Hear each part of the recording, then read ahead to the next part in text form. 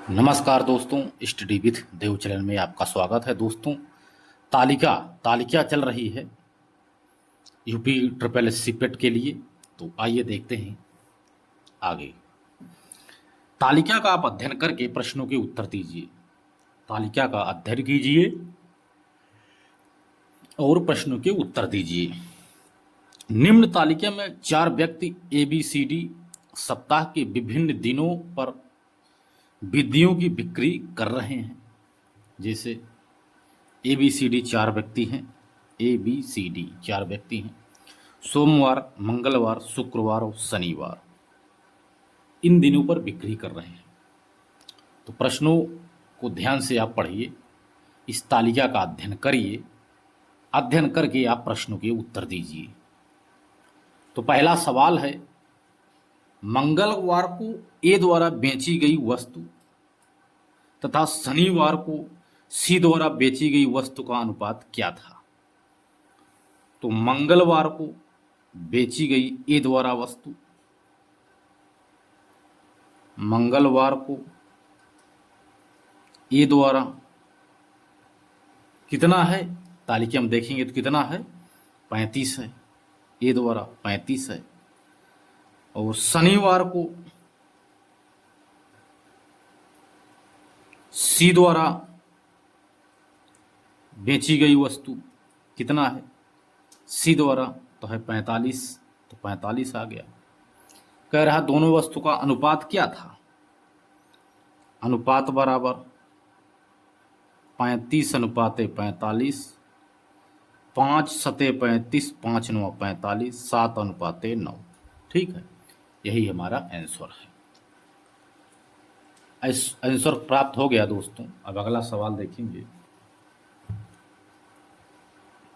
अगला सवाल है, सोमवार को A द्वारा बेची गई वस्तु शनिवार को C द्वारा बेची गई वस्तु का कितना प्रतिशत था? तो सोमवार को A द्वारा, सोमवार को ले लेंगे A द्वारा, सोमवार को A द्वारा बेची गई वस्तु, तो सोमवार को A द्वारा बेची गई वस्तु कितने है, 40 है। ठीक है। और शनिवार को C द्वारा बेची गई वस्तु, शनिवार को तो 45 है। ठीक है। इसके बाद शनिवार को C द्वारा बेची गई वस्तु का देख लेंगे। ठीक है। तो सोमवार को A द्वारा कितना है, सोमवार को A द्वारा देखेंगे। ठीक है। तो कितना है, 40। ठीक है। सोमवार को A द्वारा कितना है, 40 है। और शनिवार को C द्वारा, शनिवार को C द्वारा कितना है, 45 है। ठीक है। इसकी कह रहा है सोमवार को A द्वारा बेची गई वस्तु शनिवार को C द्वारा बेची गई वस्तु का कितना प्रतिशत है? तो प्रतिशत बराबर 40/45/100, 5 दूनी 10, 5 9 45। ठीक है। 5 9 पैंसठ, 5 दूनी 10, तो 4 दूनी 8, 800/9, 9 8 72, 9 9 81 होगा। 9 8 72, 8 बचा, 9 8 72। ठीक है। फिर 8 बचा, 88.88। यही हमारा आंसर आ गया। ठीक है, यही हमारा आंसर है। अगला सवाल देखेंगे। अगला सवाल कह रहा है, B, C और D द्वारा क्रमशः सोमवार, मंगलवार, शनिवार को बेची गई वस्तुओं का औसत क्या है? अब औसत ज्ञात करना है। तो B, C और D का सोमवार और इनका मंगलवार और D का शनिवार, शनिवार का कितना है? B C D. बी का है सोमवार का 45, सी का है मंगलवार का है इसमें 48, और उसका है डी का है 40। डी का है शनिवार का 40। औसत ज्ञात करना है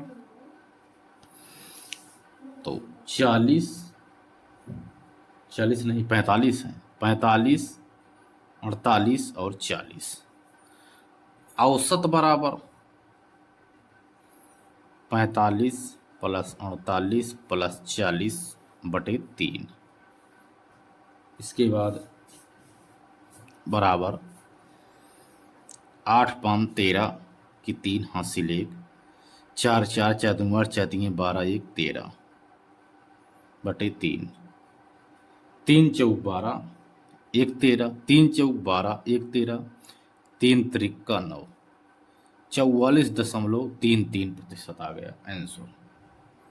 ठीक है, अगला सवाल है, सप्ताह के सभी 4 दिनों में डी वस्तु की बिक्री की तुलना में बी वस्तु की बिक्री में कितने प्रतिशत की वृद्धि आई है? ध्यान से समझना। सप्ताह के सभी 4 दिनों में डी वस्तु की बिक्री की तुलना में बी वस्तु की बिक्री में कितने प्रतिशत की वृद्धि आई है? पहले डी वस्तु को देख लेते हैं। डी वस्तु सभी 4,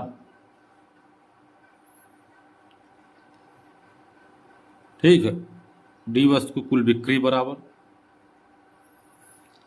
20 प्लस 26 प्लस 41 प्लस 40 बराबर 6 1 7 4 4 8 4 12, 147 आ गया टोटल। अब बी वस्तु की कुल बिक्री बराबर 45 प्लस 50 प्लस 28 प्लस 40 बराबर 8 5 13 3 4 8 4 12 13 14 15 16, 163 आ गया। अब कह रहा प्रतिशत वृद्धि बराबर, प्रतिशत वृद्धि बराबर, ठीक है, प्रतिशत वृद्धि बराबर डी वस्तु की बिक्री की तुलना में। डी की कितनी है? 127 है, तो 163 माइनस 127 बटे 127 गुणे 100, क्योंकि जिससे तुलना की जाती है वो नीचे रहता है, बराबर 127 में से घटाएंगे 7, यहाँ 13 आएगा, इसमें उधार लेंगे 13, 13 में 7 गए 6, 7 6 13 होता, यहाँ 5 बचा 5 2 गए 3, 1 से 36 बटे 127 गुणे 100, ठीक है। 3 1 के 3, 3 दूनी 6, 3 चौक 12, 3 त्रिका 9 बराबर 1200 बटे 43 आ जाएगा आंसर हमारा 28.3। ठीक है, यही हमारा आंसर है, यही हमारा आंसर है। ठीक है, यदि इसको आप भाग देंगे तो ठीक है, उत्तर हमारा प्राप्त हो गया। क्योंकि जब 43 से 2 बार करेंगे तो 120 में 2 ही बार जाएगा, 2 बार, ठीक है। अगर 40 है तो 3 बार चला जाता, लेकिन 2 ही बार जाएगा क्योंकि 43 है, इसलिए 2 बार जाएगा। अगला सवाल है, सोमवार को बेची गई वस्तुओं की औसत और शुक्रवार को बेची गई वस्तुओं की औसत के मध्य कितना अंतर है? पहले सोमवार को बेची गई वस्तुओं की औसत ज्ञात करना है। सोमवार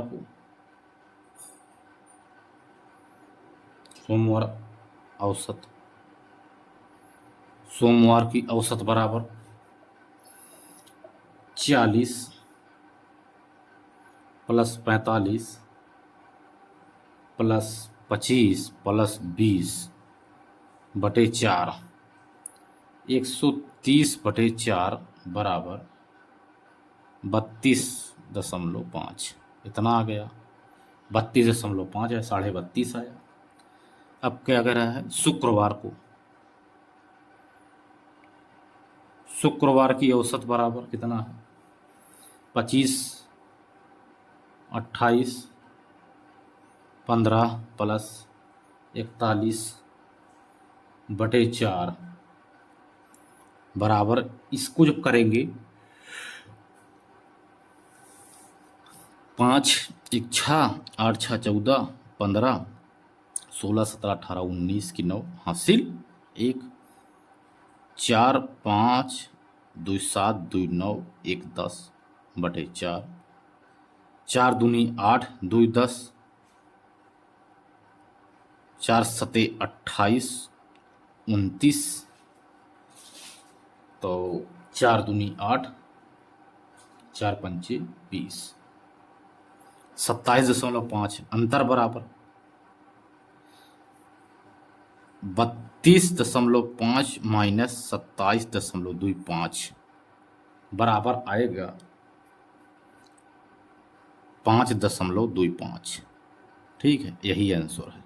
इसको जब माइनस कर देंगे हमारा आंसर 5.25 प्राप्त हो गया। ठीक है,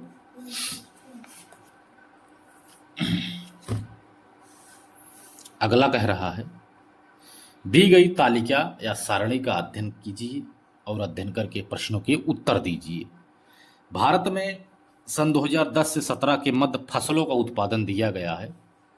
वर्ष सन 2011-12, सन 2010-11, 11-12, 12-13, 13-14, 14-15, 15-16, 16-17 गेहूं, चावल, बाजरा, मक्का, जौ, दालें, आलू।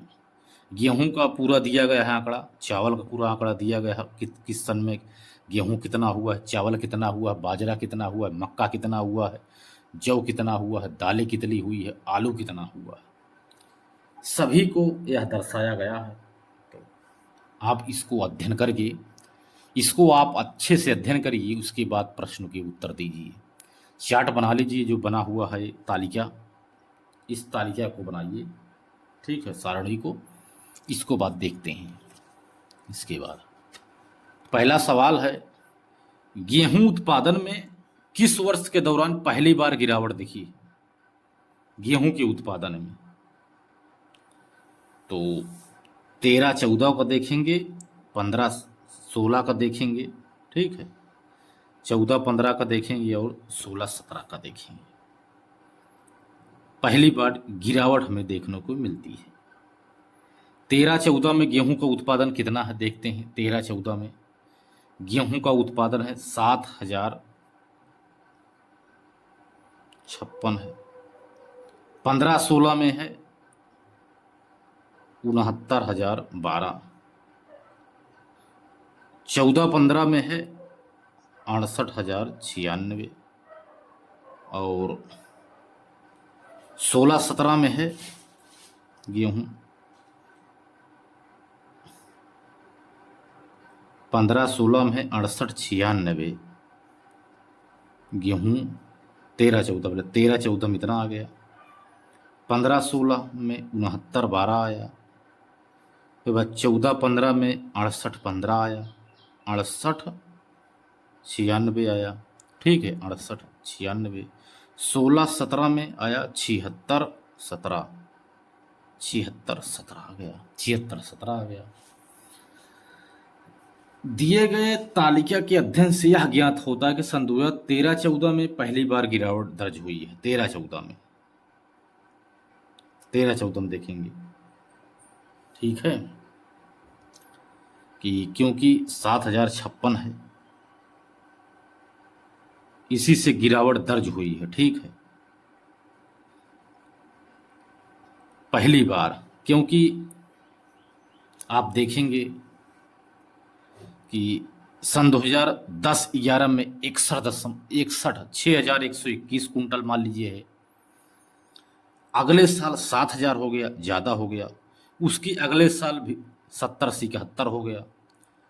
ठीक है, तो 12-13 के इसमें दिया नहीं है, 13-14 दिया है। 13-14 में 7,056, 7,056। तो 14-15 में है 68।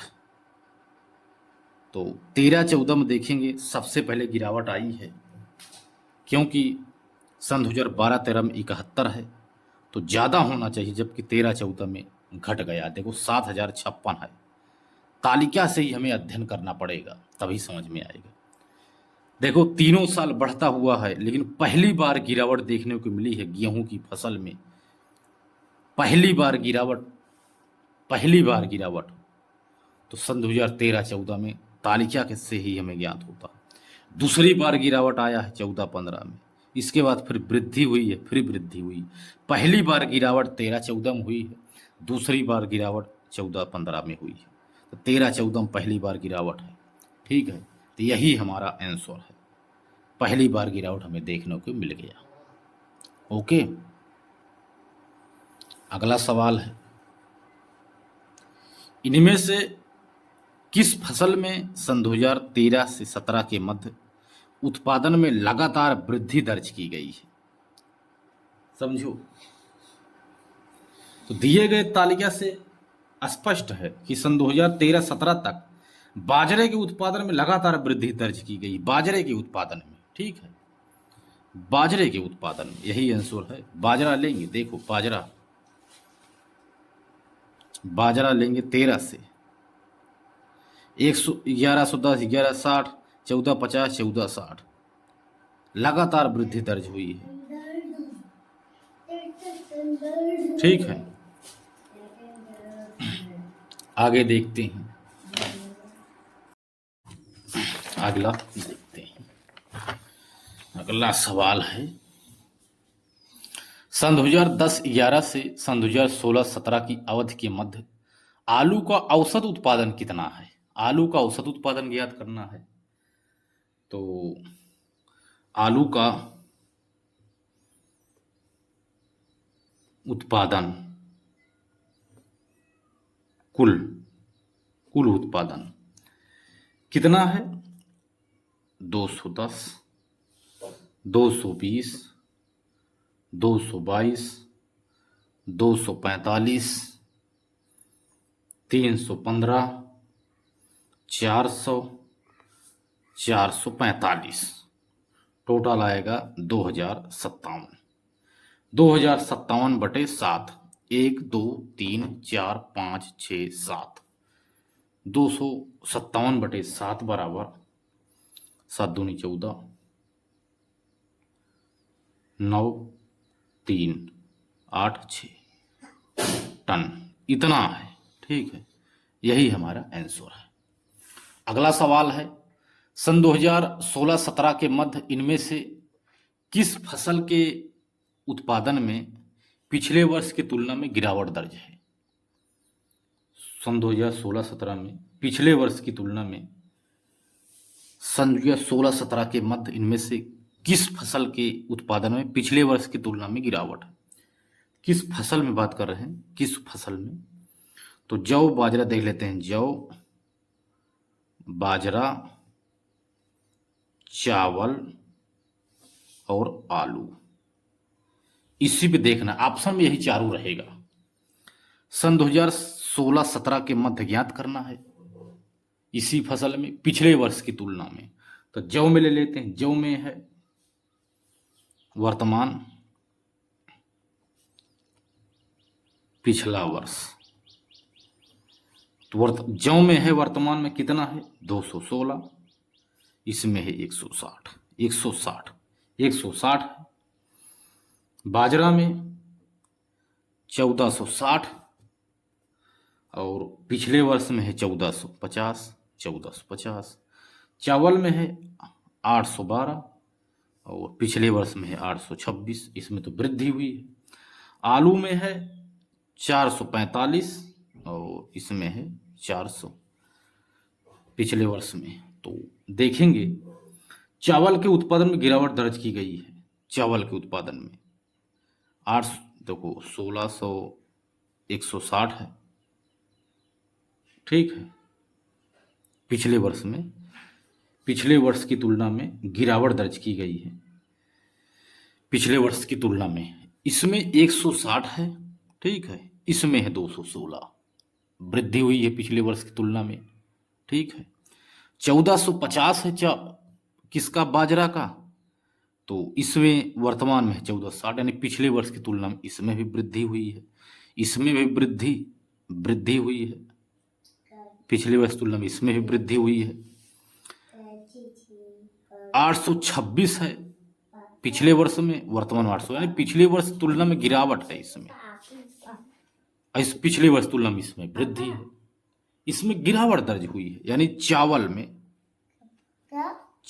में पिछले वर्ष की क्या है पापा, तुलना में गिरावट है, गिरावट है, ठीक है। यही हमारा आंसर है, चावल वाला आंसर है, ठीक है। चावल आंसर हमें प्राप्त हो गया। अगला सवाल है, आलू का उत्पादन सन 2015-16 में सन 2010-11 का अंदाजन कितना गुणा है, अंदाजन ज्ञात करना है। तो माना कि यक्स गुणा है, यक्स गुणा है, ठीक है।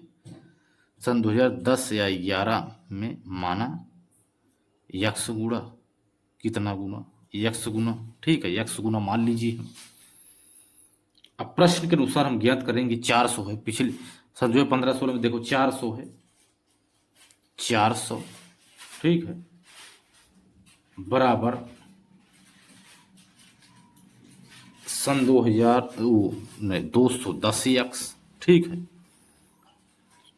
बराबर यक्स बराबर 40/21। ये सब इसके अनुसार हो रहा है भाई।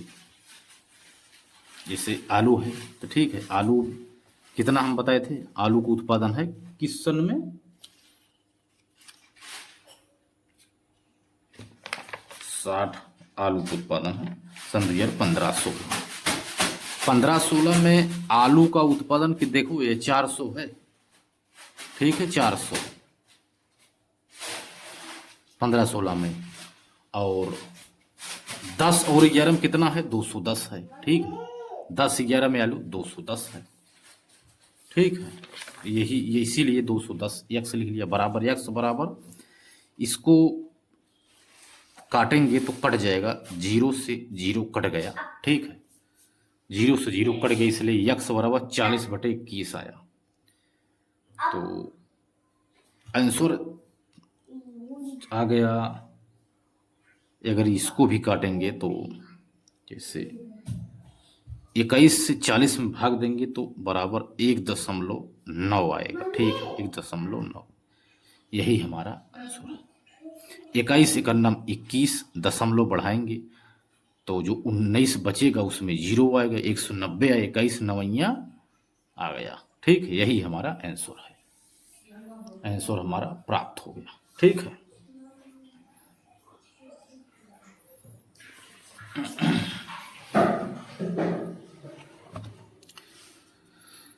तालिका का अध्ययन करके प्रश्नों के उत्तर दीजिए। तालिका का आप अध्ययन करिए और प्रश्नों के उत्तर दीजिए। यह तालिका एक दुकानदार द्वारा बेची गई वस्तुओं और उनकी कीमतों और लाभ को दर्शाता है, ठीक है। वस्तुएं हैं बैग, शर्ट, चश्मा, पैंट, पुस्तक। लागत मूल्य है, लाभ प्रतिशत छूट, ये लागत मूल्य का, लाभ प्रतिशत छूट का है। तो पहला सवाल है, यदि अंगूठी का लागत मूल्य शर्ट के लागत मूल्य से 30% अधिक है और दुकानदार 35% छूट देकर के 25% अर्जित करना चाहता है तो अंकित मूल्य क्या होगा, अंकित मूल्य क्या होगा। तो छूट पहले देखेंगे, छूट बराबर 35%, 35%, ठीक है, छूट बराबर 35%, लाभ 25%, ठीक है। छूट बता रहा है 35% और अर्जित करना चाहता है कितना, 25%, यानी लाभ 25% लेना चाहता है। तो लागत फी का लागत मूल्य बराबर, लागत मूल्य बराबर कितना है 320 गुणे 30% एक्स्ट्रा अधिक 130/100, 20 कट गया, आ गया 416, 416 पर प्राप्त हो गया। अब अंकित मूल्य बराबर, अंकित मूल्य बराबर कितना है 416 गुणे 5/4 गुणे 100/65, ठीक है। 35% छूट है तो इसे छूट पर ले लेते हैं, 65 आ गया। तो आ गया हमारा, जब इसको काटेंगे तो देखो 4 1 4, 4 दहम्मा 40, ठीक है, 4 चौक 16, इतना आ गया, ठीक है। 13 पचे 65 आ गया, 13 13 8 104 बराबर कितना आ गया 800 रुपये। 800 रुपये हमारा आंसर निकल कर आ गया, ठीक है, 800 आ गया दोस्त, ठीक है। आगे चलते हैं। प्रश्न कह रहा है, दुकानदार ने एक ग्राहक को 2 शर्ट, 3 चश्मे, 2 पैंट और 1 किताब बेची। उसका अनुमानित औसत लाभ क्या है? अनुमानित औसत लाभ ज्ञात करना है। तो 2 शर्ट पर लाभ बराबर, 2 शर्ट पर औसत, औसत नहीं, 2 पर लाभ बराबर, 2 शर्ट पर लाभ बराबर 2 गुणे 320/15/100 बराबर आएगा 96, ठीक है। 5 3 15, 5 दूनी 10, 16 दूनी 32, 16 दूनी 32 तीन 96, इतना आ गया 96। 3 चश्मे, 3 चश्मे 3 गुणे 200, ये जो 200 लिख रहे हैं इसमें 320 लिखें आप, इसको मूल्य में इसमें देखना, ठीक है। जो हम चार्ट बनाए हैं कितना प्रतिशत है ये सभी आप उसमें देखना, ठीक है। 200 गुणे 25/100, 25 दूनी 50 तिया 150, 150 आया। एक किताब पर बराबर 140 गुणे 20/100, तो 14 दूनी आ गया 28। 2 पैंट पर 2 गुणे 450/12/100, ठीक है।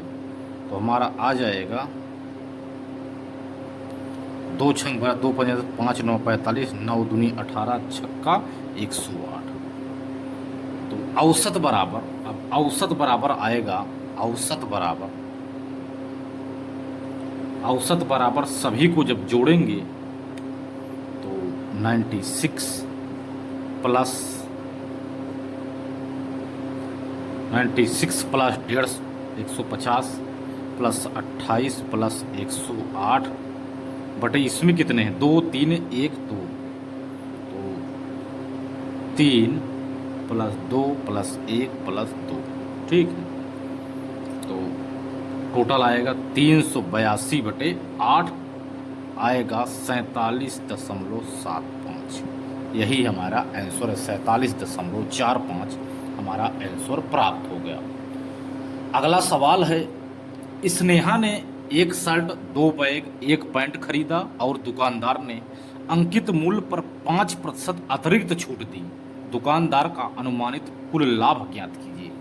अनुमानित अब लाभ ज्ञात करना है दोस्त, क्या होगा, तो यही है अनुमानित लाभ। तो आप इसको, मैं सोचता हूँ कि आप पढ़ाई सीरियस यदि कर रहे हो, इसका जवाब आप कमेंट बॉक्स में दीजिए, तब जानेंगे आप सीरियस पढ़ाई कर रहे हो।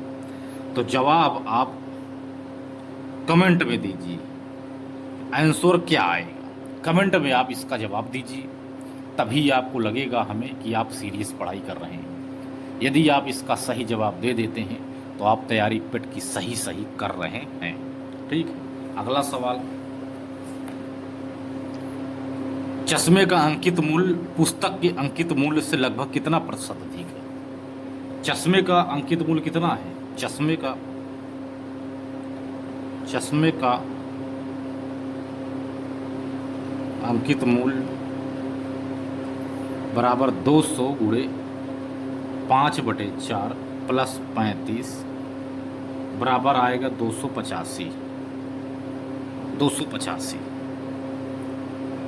4 पंचे 20, 50 आ गया। ठीक है, पचहम 25, 250 प्लस 35 तो 285 आ गया।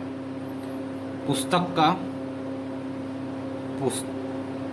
का अंकित मूल्य बराबर 140 गुणे 6/5 प्लस 14 बराबर 182 आएगा इनमें। ठीक है, 5 8 40, नहीं कह रहे 5 1 5, 5 दूनी 10 चतुर 5 8 40।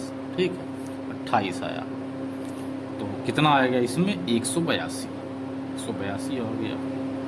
तो प्रतिशत बराबर 285 माइनस 182 बटे 182 गुणे 100 बराबर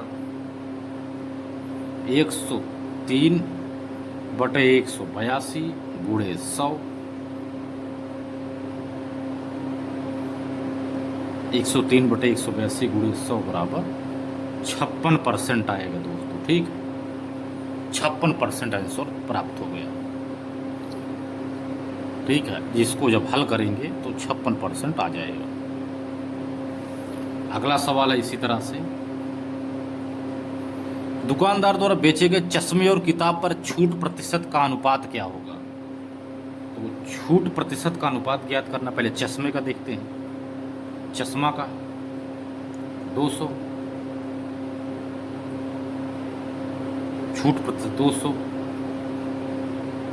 गुणे 5/4 प्लस 35, 4 पंचे 20, 25 तो 250